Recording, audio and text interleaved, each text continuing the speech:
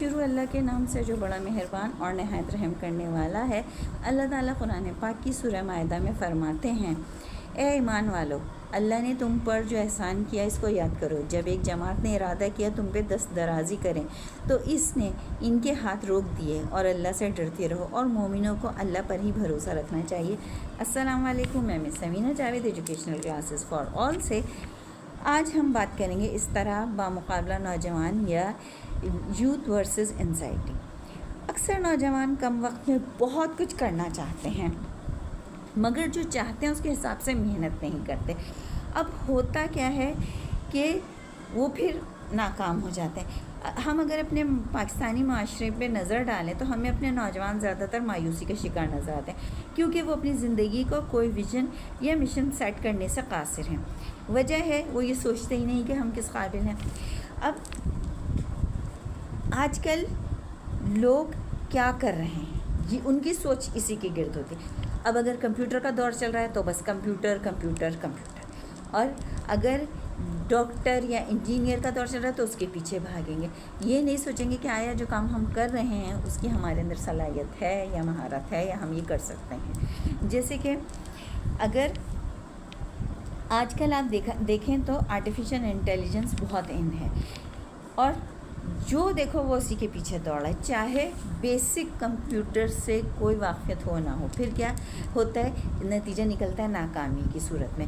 اور بس اب جناب صاحب نے جو اونچے اونچے ہوائی محل تیار کرے تھے، تعمیر کرے تھے، وہ دھڑام سے نیچے گرتے ہیں، اور پھر جو غصہ نکلتا ہے ان کا، سب سے پہلے غلطی نکلے گی والدین کی، پھر اساتذہ کی، پھر ادارے کی، اور سب سے زیادہ تو کھری کھوٹی سننے کو ملے گی معصوم اور پیارے سے پاکستان۔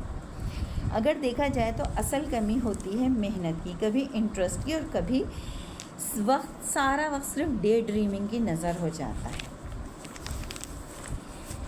سب سے زیادہ ہمارے نوجوان جب مایوس ہوتے ہیں جب وہ کسی ادارے میں انٹرویو کے لیے جاتے ہیں، بہت محنت کرتے ہیں، رات رات بیٹھ کے تیاری کریں گے، پھر ناکامی ملے تو ان سمجھتے ہیں بس وہ زندگی کا حاصل ہوتا ہے۔ وہ یہ نہیں سوچتے بھائی ایک جاب ہے کتنے لوگوں کو ملے گی، مگر یہاں پر پھر بس وہ بالکل مایوس ہو جائیں گے، پھر وہ اس کو چھوڑ ہی دیں گے۔ جبکہ یہ معاملہ بالکل ایسے ہوتا ہے جیسے ایک میدان میں دو ٹیمیں آمنے سامنے ہوتی ہیں، ظاہر سی بات ہے جیت ایک ہی ٹیم کے حصے میں آئے گی، اور کون سی ٹیم جیتے گی؟ جس کا ٹیم ورک بہترین ہوگا۔ لہٰذا ہمیں کوئی بھی کام کرنے سے کے لیے ضروری ہے ہمارے نوجوانوں کو اس میں مہارت حاصل کریں، اس کے بارے میں معلومات حاصل کریں۔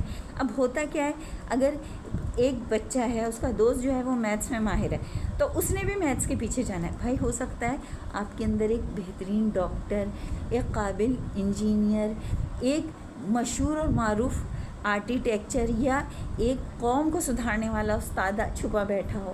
آپ یہ بھی تو دیکھیں کہ آپ ہی اپنے آپ کو پہچانیں، آپ اپنی صلاحیتوں کو دیکھیں کہ ہمارے اندر کیا چیزیں، یا ہمیں کون سا کام کرنے میں سب سے زیادہ اچھا لگتا ہے، اور ہم کون سا کام کرتے ہوئے تھکتے نہیں ہیں۔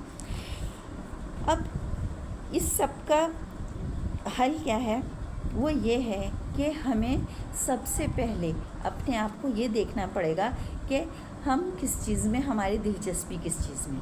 پھر دوسری چیز ہمیں یہ دیکھنی پڑے گی کہ اگر جس چیز میں ہمیں دلچسپی ہے اس کے اندر ہم اپنی مہارت اور معلومات اور مہارت زیادہ سے زیادہ حاصل کریں۔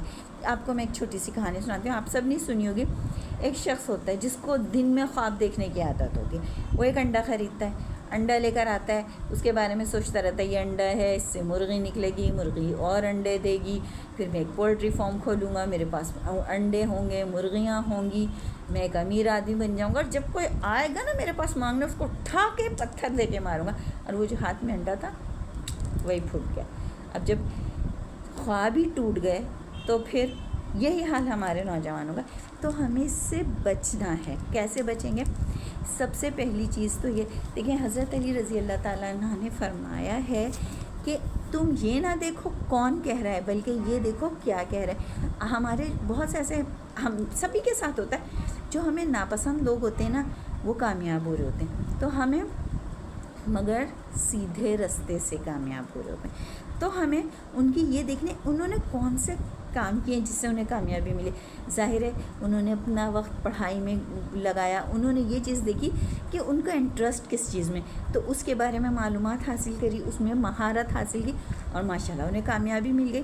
تو سب سے پہلی چیز یہ ہے کہ اگر کوئی ہمیں ناپسند بھی ہے اور اس کے اندر جو اچھی بات ہے آپ اسے بالکل فوراً لے لیجئے.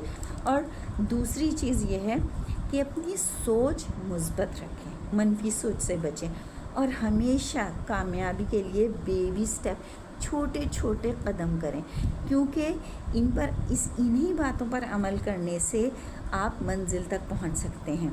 اور لوگوں کا اور اپنے رب کا شکر گزار بنے. دیکھیں اکثر ہم نا شکر گزاری نہیں کرتے, کوئی بھی ہمارے ساتھ اچھا کرے اس کا شکر گزار رہیں, کیونکہ آج کل جو ہم کوئی احسان کرتا ہے نا تو یہ بہت بڑی بات ہوتی ہے, تو اس کے شکر گزار رہیں کہ اس نے ہم اس وقت مشکل وقت میں ہمارے کام آیا. اسی طرح اللہ کا شکر گزار رہیں.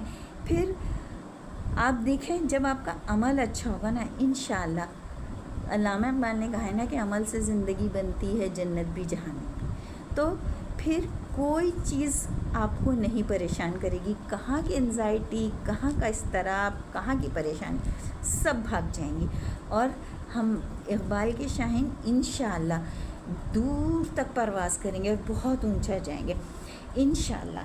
تو بس آپ سے میں نے آخر میں یہ کہنا ہے کہ اللہ میرے کہنے اور آپ کے سننے کو قبول فرمائے. اے اللہ کوئی بھی چیز آسان نہیں بجز اس کے جس کو تو آسان کر دے, اور تو چاہے تو سنگلاخ زمین کو نرم و ہموار کر دے. السلام علیکم.